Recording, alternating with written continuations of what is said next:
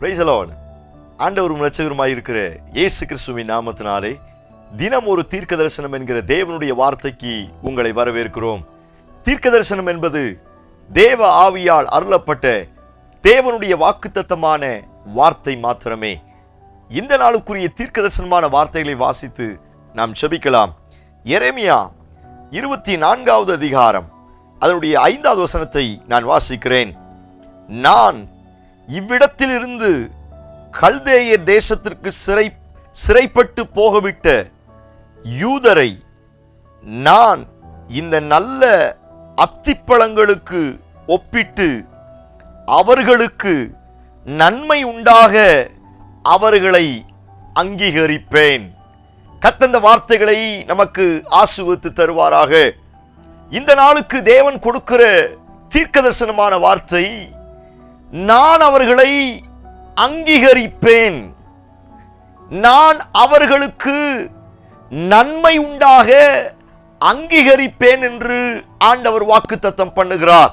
இந்த சத்தத்தை கேட்டுக்கொண்டிருக்கிற நீங்கள் யாராய் இருந்தாலும் சரி, உங்களை பார்த்து ஆண்டவர் இந்த வார்த்தையை தீர்க்க தரிசனமாய் சொல்லுகிறார். சகோதரனே, சகோதரியே, நான் உன்னை அங்கீகரிப்பேன், நன்மை உண்டாகும்படி நான் உங்களை அங்கீகரிப்பேன் என்று ஆண்டவர் வாக்குத்தத்தம் பண்ணுகிறார்.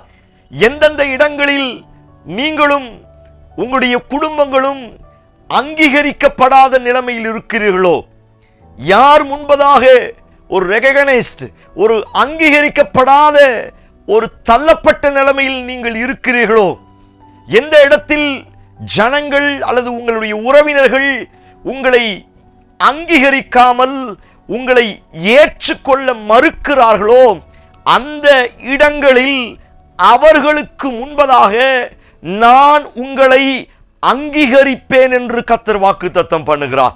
எத்தனை பேர் இந்த வார்த்தைக்கு ஆமென் சொல்றீங்க? ஸ்தோத்திரம். இந்த வார்த்தையை தியானிக்கும் பொழுது நீங்கள் ஜெபிக்க ஆரம்பியுங்கள். ஆண்டவரே, எங்களை அங்கீகரியும் ஆண்டவரே. Praise God.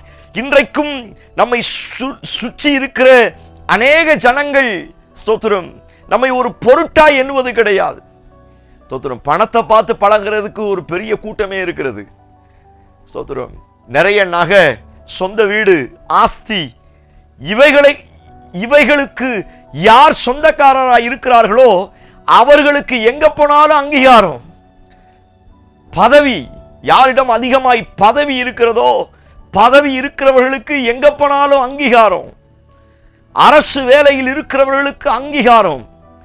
இந்த உலகத்தில் யார் அதிகமாய் படித்திருக்கிறார்களோ, பணபலமும் அதிகார பலமும் இருக்கிறார்களோ, அவர்கள் கேட்காமலே அவர்கள் போகிற எல்லா இடங்களிலும் அவர்களுக்கு அங்கீகாரத்தை இந்த உலகம் கொடுக்கிறது.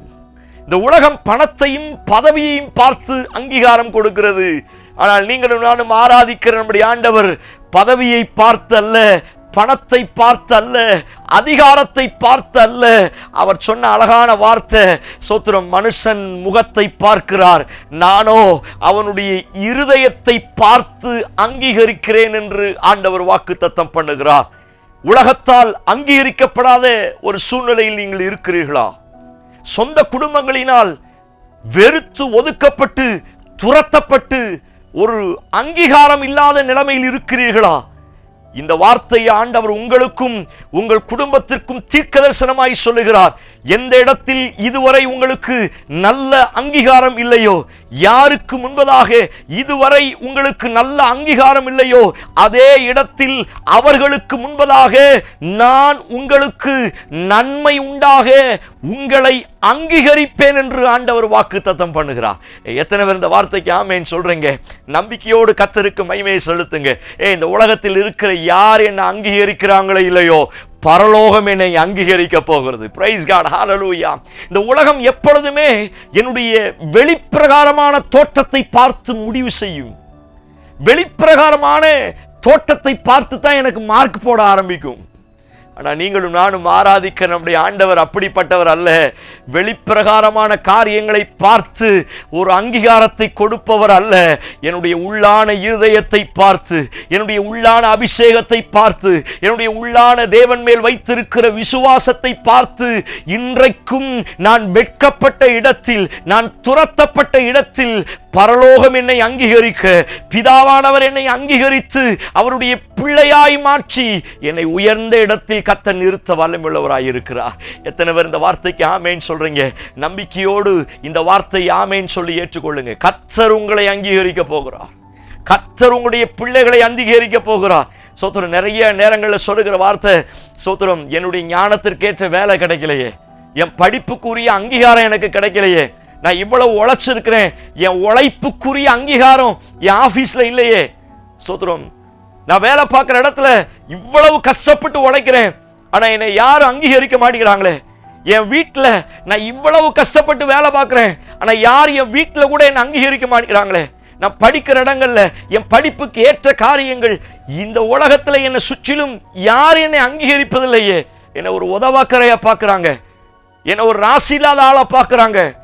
அப்படிப்பட்ட நிலைமையில் இந்த சத்தத்தை கேட்கிறீங்கன்னா, உங்களை பார்த்து தான் ஆண்டவர் சொல்லுகிறார், அங்கீகரிக்கிற நான் நன்மை உண்டாகும்படி உன்னையும் உன் பிள்ளைகளையும் அங்கீகரிப்பேன் என்று கர்த்தர் வாக்குத்தத்தம் பண்ணுகிறார். எத்தனை பேர் இந்த வார்த்தைக்கு ஆமேன் சொல்றீங்க? சத்தமாத்த ஒரு ஆமேன் சொல்லுங்களேன். பிரைஸ் காட், ஹல்லேலூயா. இந்த வார்த்தையை தியானிக்கும் பொழுதே ஆண்டவர் சொல்லுகிறார், ஆபேலையும் அவன் காணிக்கையும் அங்கீகரித்தது போல நான் உன்னை அங்கீகரிப்பேன் என்று கர்த்தர் வாக்குத்தத்தம் பண்ணுகிறார். ஓ அங்கீகாரத்தை தடுப்பதற்கு எத்தனை பேர் போட்டிக்கு வந்தாலும் சரி, ஆபேலை அங்கீகரிக்கிறார் அப்படின்ன உடனே காயினால ஜீரணிக்க முடியல, அவனும் போட்டிக்கு வர்றான். ஸ்தோத்திரம். ஆனாலும் ஆண்டவர் ஆபேலையும் அவன் காணிக்கையும் அங்கீகரித்தாரா. இந்த வார்த்தை ஆண்டவர் உங்களுக்கு தான் தீர்க்க தரிசனமாய் சொல்லுகிறார். உன் அங்கீகாரத்தை அழிப்பதற்கு, உனக்கு வர வேண்டிய அங்கீகாரத்தை தடுத்து போடுவதற்கு, உங்களுக்கு வர வேண்டிய அந்த ரெகக்னைஸ்ட ஸ்தோத்திரம் தூக்கி போடுவதற்கு, அல்லது பிடுங்கி போடுவதற்கு, அல்லது பங்கு போடுவதற்கு எத்தனை காயினின் வல்லமைகள் ஸ்தோத்திரம் சதித்திட்டம் பண்ணினாலும் அத்தனை வல்லமைகளையும் ஆண்டவர் முறித்து போட்டுவிட்டு உங்களையும் உங்க குடும்பத்தையும் உங்க கையிட்டு செய்கிற வேலைகளையும் நான் நன்மை உண்டாக அங்கீகரிப்பேன் என்று கர்த்தர் வாக்குத்தத்தம் பண்ணுகிறார். எத்தனை பேர் இந்த வார்த்தைக்கு ஆமேன் சொல்றீங்க? நம்பிக்கையோடு இந்த வார்த்தையை பிடித்து ஜெபிக்க ஆரம்பியுங்கள். வேதத்தில் வாசிக்கிறோம், தேவ ஆலயத்தில் செய்யப்படுகிற எல்லா ஜெபத்தையும் நான் அங்கீகரிப்பேன் என்று ஆண்டவர் சொல்லுகிறார். அவருடைய வாயிலிருந்து வருகிற துதி பலிகளை நான் அங்கீகரிப்பேன் என்று ஆண்டவர் சொல்லுகிறார். இதுவரைக்கும் உங்க ஜெபத்துக்கு எந்த ஒரு பதில் கிடைக்கலையே, என் ஜெபம் எல்லாம் பரலோகம் கேட்குதா, என் ஜெபம் எல்லாம் பரலோகத்தில் அங்கீகரிக்கப்படுதா, பல கேள்வியோடு இந்த சத்தத்தை கேட்டு கொண்டிருக்கிறீர்களா? உங்களுக்குத்தான் ஆண்டவர் இந்த வார்த்தையை சொல்லுகிறார், உன் ஜெபத்தை நான் அங்கீகரிக்க போகிறேன், உன்னுடைய துதி பலிகளை நான் அங்கீகரிப்பேன் என்று கர்த்தர் வாக்குத்தத்தம் பண்ணுகிறார். எத்தனை பேர் இந்த வார்த்தைக்கு ஆமென் சொல்றீங்க? ஸ்தோத்திரம். யார் உங்களை அங்கீகரிக்கிறாங்களே இல்லையோ, கர்த்தர் உங்களை அங்கீகரிக்க வல்லமையுள்ளவராய் இருக்கிறார். Praise God. பிரியமான தேவனுடைய பிள்ளையே, உன் குடும்பத்தால அங்கீகரிக்கப்படாத ஒரு நிலைமையில இருக்கிறீங்களா? நிறைய நேரங்களில் சொல்ற வார்த்தை, என்னை யாருமே புரிஞ்சுக்கிற மாட்டேங்கிறாங்களே, யாருமே என்னுடைய திறமைக்கும் என்னுடைய யோசனைக்கும் அங்கீகாரம் கொடுக்கலையே. வேதனையோடு இந்த சத்தத்தை கேட்டுக்கொண்டிருக்கிறீர்களா? உங்களுக்குத்தான் கர்த்தர் இந்த வார்த்தையை தீர்க்க தரிசனமாய் சொல்லுகிறார், நான் உன்னை அங்கீகரிக்க போகிறேன். தேவ பிள்ளையை, நான் உன்னை அங்கீகரிக்க போகிறேன். பரலோகம் உன்னையும் உன் குடும்பத்தையும் நிச்சயம் அங்கீகரிக்கும் என்று கர்த்தர் வாக்குத்தத்தம் பண்ணுகிறார். நீ பயப்படாத, நீ சோர்ந்து போகாத. நிச்சயமான ஒரு முடிவை கர்த்தர் ஏற்படுத்தி தரப்போகிறார். ஏசாயா 60வது அதிகாரத்தில் வாசிக்கிறோம், சோத்திரம், கடாக்கள் அங்கீகரிக்கப்பட்டதாய் பலிபீடத்தின் மேல் ஏறும் என்று கர்த்தர் வாக்குத்தத்தம் பண்ணினார். ஓ பிரைஸ் காட். ஒருவேளை மற்றவர்கள் என்னை வித்தியாசமாய் பார்க்கலாம், ஆனால் ஆண்டவர் சொல்லுகிறார், அங்கீகரிக்கப்பட்ட கடாக்களாய் நான் பலிபீடத்தின் மேல் ஏற்றுவேன். பிள்ளைங்க கடாக்களை போல இருக்கிறார்களா? உன் குடும்பத்தில் கடாக்களை போல ஒரு சிலர் சுற்றி திரிந்து கொண்டிருக்கிறார்களா? அவர்களுக்கும் ஆண்டவர் சொல்லுகிறார், நான் அவர்களை அங்கீகரிக்கப்பட்ட சோத்திரம் கடாக்களாய் என் பலிபீடத்தின் மேல் ஏற்றுவேன் என்று கர்த்தர் வாக்குத்தத்தம் பண்ணுகிறார். உலகம் பார்க்கிறது போல ஆண்டவர் உங்களை பார்க்கிறது கிடையாது. ஆண்டவர் அங்கீகரிக்க போகிறார். சாதாரண அங்கீகாரம் இல்லைங்க, நன்மை உண்டாக கர்த்தர் அங்கீகரிக்க போகிறார். ஓ பிரைஸ் காட், எவ்வளவு மேன்மையான ஒரு வார்த்தை. சோதரர், இந்த நாள் ஃபுல்லா இதை அறிக்கை செஞ்சுக்கிட்டே இருங்க. ஆண்டவர் என்னை என் குடும்பத்தையும் நன்மை உண்டாக அங்கீகரிக்க போகிறார். என் பிள்ளைகளை நன்மை உண்டாக அங்கீகரிக்க போகிறார். என் கையின் பிரயாசத்தை நன்மை உண்டாக அங்கீகரிக்க போகிறார். என் ஆவிக்குரிய வாழ்க்கையை, என் ஜெபத்தை நன்மை உண்டாக அங்கீகரிக்க போகிறார். என் ஆராதனையை, என் துதி ஸ்தோத்திரத்தை நன்மை உண்டாக அங்கீகரிக்க போகிறார். சொல்ல சொல்ல ஸ்தோத்திரம், பரலோகத்திலிருந்து ஒரு அங்கீகாரம் வரப்போகிறது. Price God, hallelujah. ஐஎஸ் முத்திரையை காட்டிலும் பரலோகத்திலிருந்து வருகிற அங்கீகாரம் எப்பொழுதுமே ரொம்ப மேன்மையானதுங்க. அந்த அங்கீகாரத்தை கர்த்தர் உங்களுக்கு தரப்போகிறார். விசுவாசிக்கிறவங்க என்னோடு சேர்ந்து ஜெபிக்க ஆரம்பிங்க. Praise God in Jesus name. இயேசுவின் நாமத்தினாலே என் ஜனத்திற்காய் வருகிறேன் அப்பா. உம்மிடத்தில் இருக்கிற ஒரு அங்கீகாரம் உண்டாகட்டும் ஆண்டவரே. நன்மை உண்டாக என் ஜனங்களை நான் அங்கீகரிப்பேன் என்று சொன்னேரே.